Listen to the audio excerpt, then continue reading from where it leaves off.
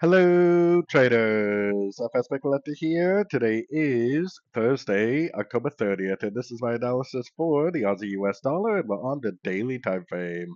So on the daily time frame, we're definitely turning down very strong right here. The fact that this never was able to break above structure is kind of a red flag for this actually going up and taking out this previous high. There's a really good chance that this is actually just going to keep on going down now. This possibly could be like a running ABC right here, and it might just continue the downtrend.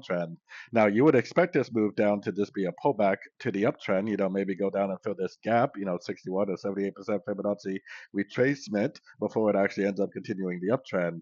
Either scenario, I would be recommending shorts on shorter time frames, so it really doesn't matter too much.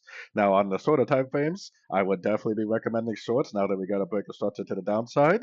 Now, the thing is I would recommend shorts until we get a break of structure to the upside at one of these Fibonacci retracement levels. If it really is a reversal on the daily, it will not break structure. It'll just keep on making lower lows, lower highs. If it's not a reversal, it potentially will go down to a fib level, break structure to the upside, and continue the higher time frame uptrend.